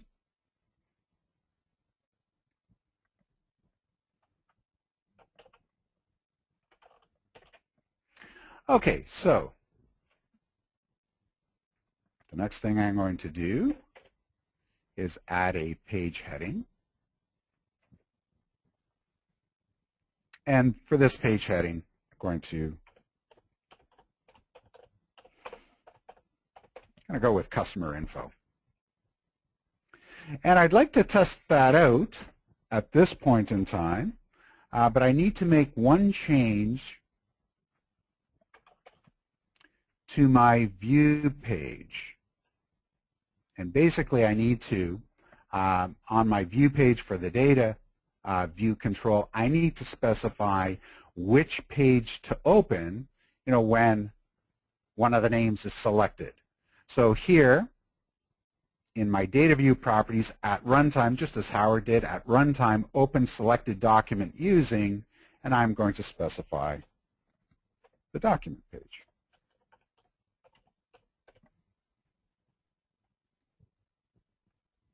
Let me save that change. And let's refresh my browser. And I'm seeing chevrons here, so that's new. So that was the last change that I made, open selected documents using. And I'm seeing, at least at this point, the label for my document page, customer info. And that leads us to the next thing I need to do. I need to add a Domino document data source for my document information, okay, using that customer form just as Howard did, and display that on the document page. So let's go on to that part of the design. So here,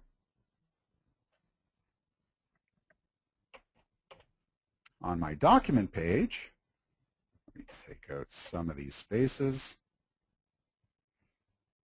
So after the heading, I need to add a Domino document data source. Now, one way to do that is to first add a panel. This is one of your core container controls. So I'll add a panel. And basically I did that because panels, within those, you can define data sources. And I want to add a Domino document data source for the customer form, just as Howard did.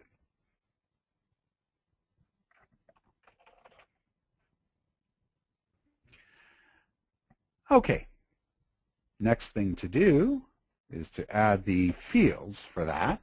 And I'm going to, first of all, go back into my mobile controls and add what is a rounded list control. And this is basically just a container for any sort of document or data that you want to display on a mobile device. So that's its purpose. So I'll add that within my panel. And then within that container, basically it gives me a white background, but within that container, I'm going to add from my data source the fields that I want to display. And I'll just display, customer name, the contact address, through to the phone number. I'll just drag those. And at this point, I have quite a lot of source here. So let me switch over to design for a moment. And this is the last change. Just by dragging and dropping over those fields from the data source, we added a table, just as Howard demonstrated earlier. We added a table, and each one of these controls was bound to the appropriate field. This is bound to the customer field in the document data source. This phone control is bound to the phone field in the document data source. So let me save those changes, and I'm going to preview again. So let me refresh. And I'm going to open up this Arnold's Golf, and that's what I'm seeing on the document page.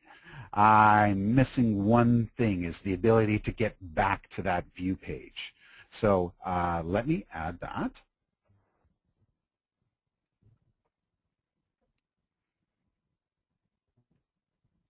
And this is a change that you can add right to the heading.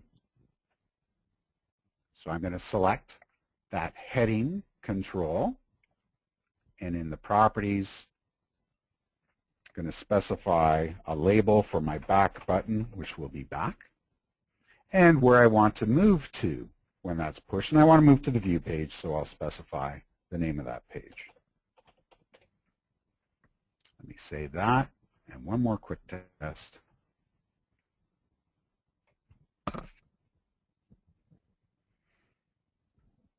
And I'm seeing my back button. And again, this simulator allows me to see and preview what that would look like on an Android device as well. Okay, so that's basically it. How long, Howard, if you could join me, how long did that take?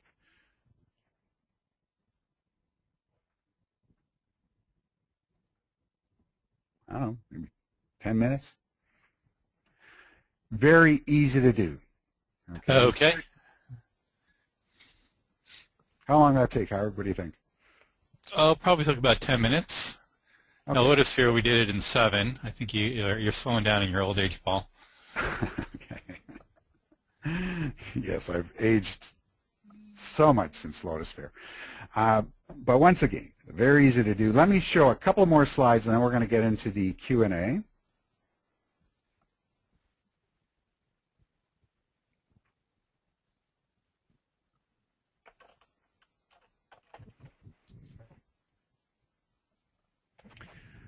Okay, so back to this XPages architecture slide. So what do XPages give you? Well, the ability to write once, run anywhere. So you can, with the same code stream, you can develop a Web 2.0 application or an application for the Notes client. Looks, feels the same way. And that browser could be a mobile device browser as well. That's what was just demonstrated. So basically any WebKit browser, that's what the mobile controls are defined or designed for. And that's your most popular browsers, certainly. And my chart's been updated here at the bottom here. There are JDBC controls and support in the OpenNTF extension library. This is not currently available as a supported product, but you can install the extension library on your Domino servers, maybe on a test server, on your Designer client, and use these controls right now to access a DB2 data source, an Oracle, a table in an Oracle relational database. So any relational database that provides JDBC drivers could serve as a data source for your XPage applications. And if you think about that, that is a very, very powerful extension. Many of my customers have indicated that they're waiting for this as an officially supported product, and I'm certainly anxious to develop a course, but I'm waiting for that official support, but it's not quite there yet. So if this is interesting to you, and if you need this, if you want this as an official, if you want it now, it's available through the extension library, but if you want it as an IBM officially supported product, the product manager has invited me to pass on any customer requests. So you can simply send me an email indicating that you need this. I've got a very easy email, and I'm told not to do this during live webinars, but my email is very easy. It is paul@tlcc.com. If you need this, if you want this, if you need this as a supported product, let me know, and I will pass that on to the product manager. Howard, I think I'm at the end of my slides. Okay, thanks, Paul. And so we're going to just wrap up with a couple non-technical slides on skills that you need for XPages development. So first of all, I think as you have seen, XPages is still Notes and Domino.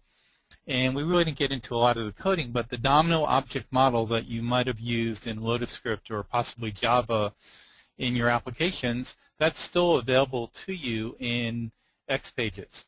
So clearly, being a Notes and Domino developer is an important skill to have, and I would assume everyone on the call has that skill. You also probably saw JavaScript is a key programming language in XPages, and so knowledge of JavaScript is important.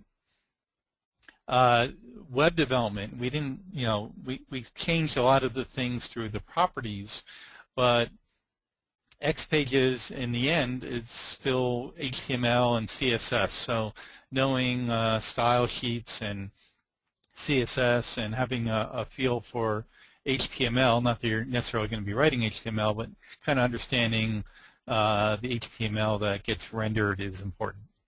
And then lastly, of course, learning how to make XPages work for you. Doing the stuff that we did today and taking that further. Now, there's a lot of people who think you need to be a Java guru, a Java expert to do XPages. And I think, you saw that we converted an XPages application and did hardly any programming and definitely did not do any Java. But clearly, underneath the covers, when XPages get compiled, it's all Java, and there's a very nice integration you can do with Java that enables you to use your existing Java libraries or maybe write new Java libraries as well as Java beans. But that's not required, and that's something that I'll actually address on this next slide. So, I think in our questions, Ann Beckers pointed out, her question was, the things that we've done so far in this webinar is mostly drag and drop and property boxes, and so she says, quote, seems very easy. How necessary is it to have an extensive knowledge of JavaScript and or Java? Well, it kind of depends on how far you're going to go on this path of an XPages developer. What we did today, we did a lot of step one, drag and dropping. A lot of work in the simple actions. We did some JavaScript. And you saw that by doing so, we were able to convert our applications over to XPages. Now, one part that we didn't get into, it's kind of in step two, where we're going to take some of that business logic that we have in our LotusScript code in agents or behind buttons or actions and rewrite that into server-side JavaScript.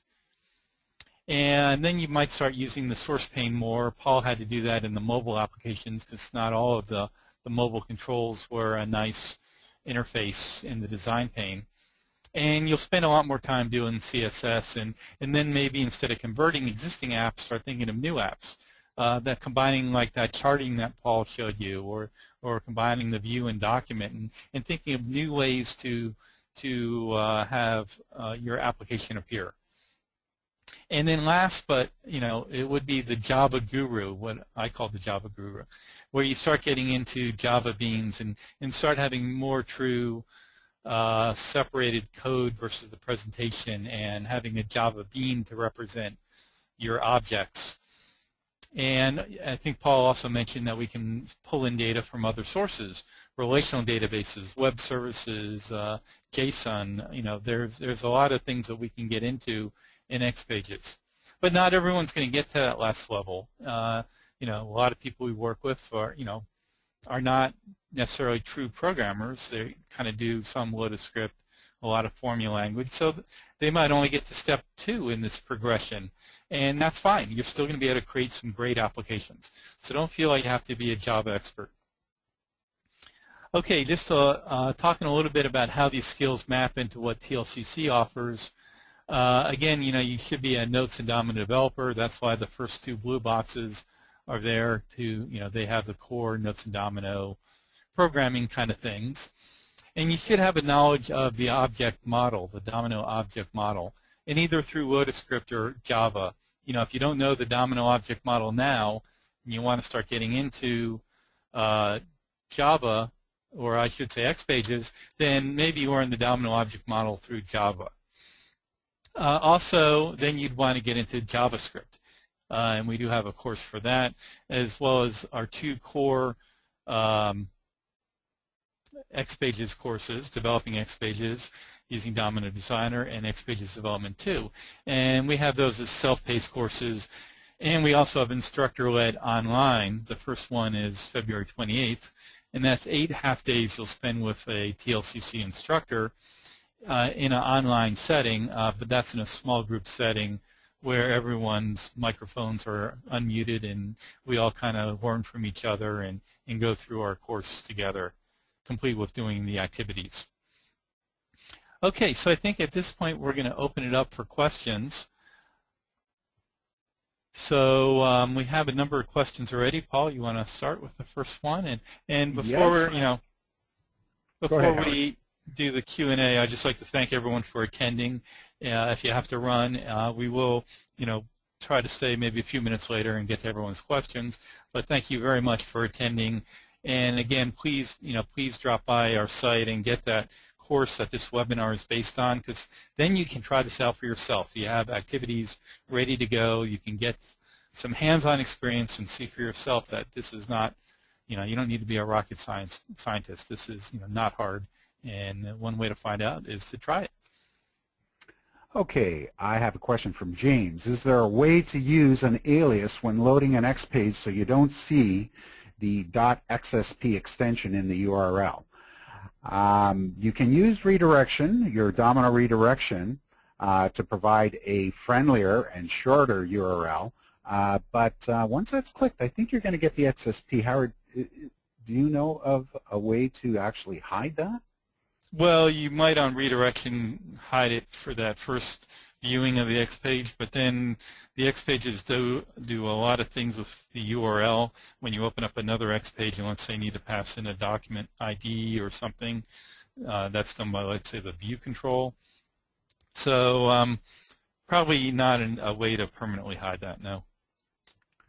Okay, question from Vineet. Radio button groups do not appear aligned horizontally. Could you please check it? I haven't had that experience. I find that the horizontal, vertical alignment of radio buttons, they do align. Have you experienced any oddities there, Howard? Only if maybe there's not enough room to display all the radio buttons based on the size of the labels that you have. So maybe it could, and at that point, break in a bad place or something. Yeah, but you should get that left alignment. One thing you can do is you can, for that control, also set the width as well. So if it's a breaking problem for space, you can set a wider width. Okay, Scott had a question. Can you use a formula to determine which form to use when opening a document? Well, first of all, just terminology. We're not opening forms. We're opening X pages. So typically this would be where your view control or your view, the underlying view, has documents that came from different forms. And what you want to do there is that one setting I showed where it will open up the X page. It has the same name as the underlying form for that document. So if you have a customer form for your notes form, then you name your X page customer form, and it will look for an X page called customer form to open. And then if you had like response documents or whatever, you would name those X pages to display those forms as well. So that would be the setting you'd want to use. There is no way to actually do a formula like the form formula we had in the notes views. Okay. How do you add names field? A question from Vinay. Two ways. One is when you define the Domino document data source on your X page, you can choose the option for the data source to compute with form.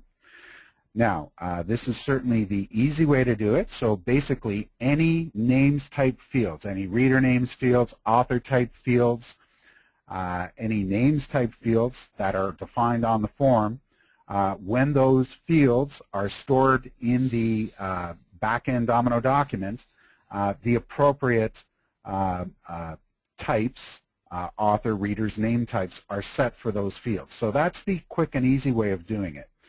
The other approach is to use, right in your X page design, maybe in the Save Document event for the data source, you can set those item types. So you can use the Notes document item set authors method to set an authors type field, or set readers, or set names.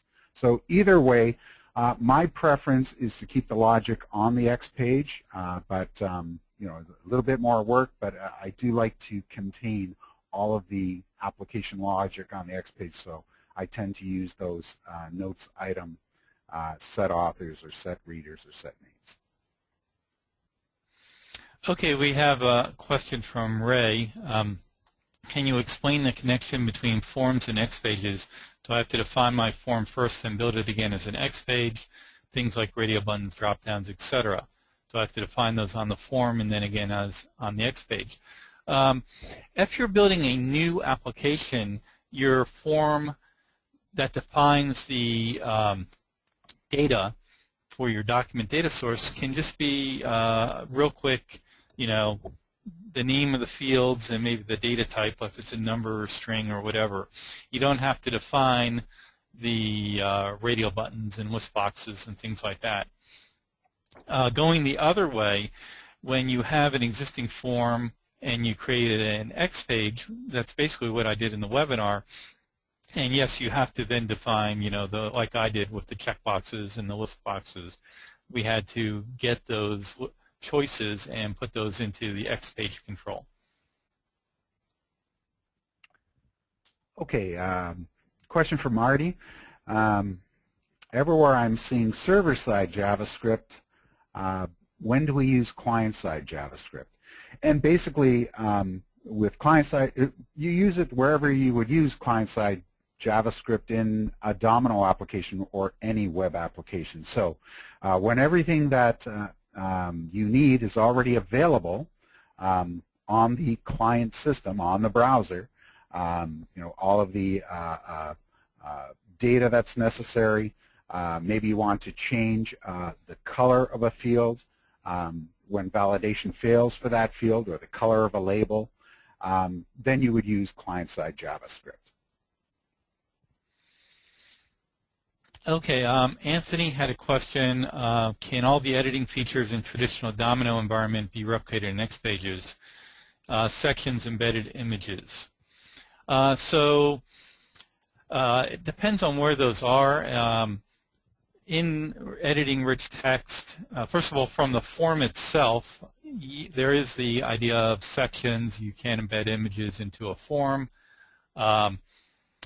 Now, if you have a lot of things in rich text that you are doing in the Notes client, the CK editor will not necessarily understand everything that might be in the rich text. So you might have some problems there, and you'd have to probably just experiment with your data to see what happens with that. That's, it depends on how much of the, various rich text features you are using and how those are rendered in the CK editor that's used in the XPages environment. Question from Bill. If you're developing a new application, do you have to have a form behind your XPage? The answer is yes. So you're developing a new application. You need to define a Domino document data source. So in that case, your form design is very, very simple. Your form design is simply the schema, which fields you want to display on your XPage, and of course, which fields you want to save in the underlying documents that are saved to your database. Simply add the fields by name and specify the appropriate types on a form. Don't worry about labeling, alignment, anything like that. And actually, when we add to that, you actually don't need a form. You can, if you were using, let's say, the Domino object model, you could create things that way. And if you did have a form, you could even create new fields that weren't on that form. There are ways to do that, but the easiest way is to do what Paul said. That way, yes, it appears technically in the you're right, and he is being accurate, but don't do it that way. Okay. In terms of, let's see, we had a question on inheritance by Adam. You can use inheritance. You will have to kind of program that a little bit to do that, because there is a way to pass in the parent ID of a document. So, inheritance will work, but not quite as simply as in the Notes client. Question from Richard. In the mobile example, on the same XPage, we contained one mobile page to display the view, one mobile page to display the document. And the question is it possible to separate those on two different XPages? Not really. In mobile design, your entire mobile page, the easiest way to do it is your entire mobile page and every mobile page that you want to display are all on the same XPage contained within that single page control. It is possible to call a second XPage, but really the purpose of that would be to extend the application to perhaps display a different set of documents or views. Do you want to add to that one, Howard? Not really, Paul. Okay.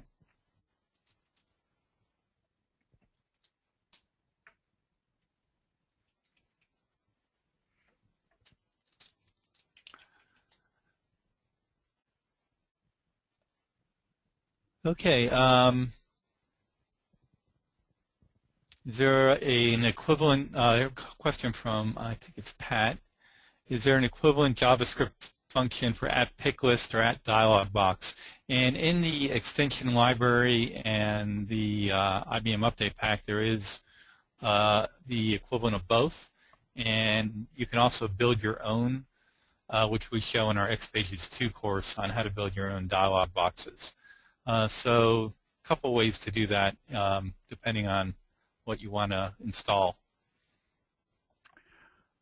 Question from Tandy.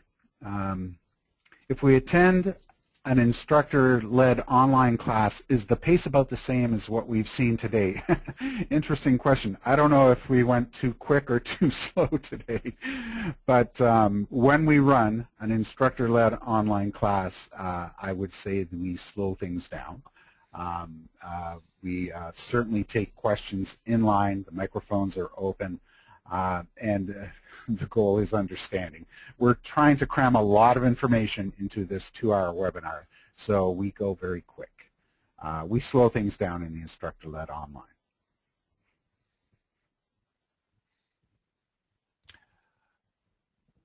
Okay. For the there's one question by Karan on computed fields and computed when composed fields. There is a computed field control that you can use in XPages, and you just have to write your formula language or JavaScript to compute the value, and then you can tie that or bind that to a underlying document field. We're going to wrap this up soon. So Howard, maybe be selective in the last few questions. Question from Rick. Is there a way to run existing Lotus script agents, or must they be rewritten using server-side JavaScript? Yes, you can run your existing Lotus script agents. Basically, anything that is running on schedule on the server will run. And that includes agents that are categorized as, when document is saved or changed. So those are scheduled agents, if you will, scheduled on that type of an event. So no need to rewrite any of those agents, be they Lotus script agents, Java agents. Those are going to run. Other types of agents, anything that is being initiated through a button click event in a view design, in the action bar, or in the action bar in a form. Those agents, those need consideration, and they will need to be converted to bring into your XPage application.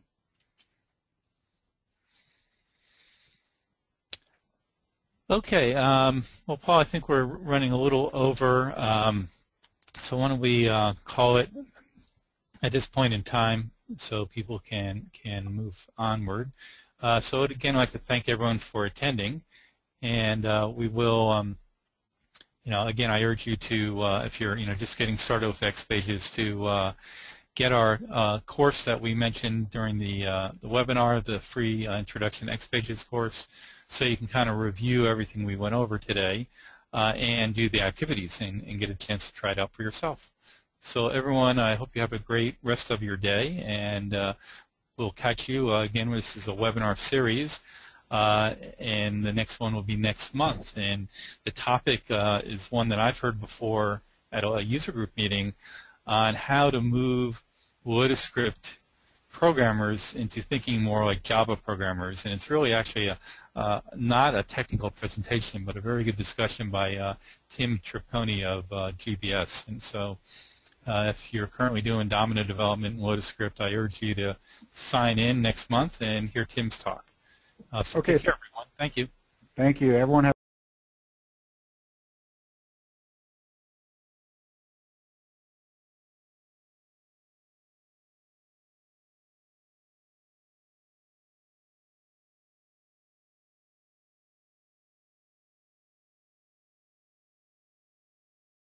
GBS notes. And don't forget, visit our website and send us an email at gbs.com and info@gbs.com. Thanks again.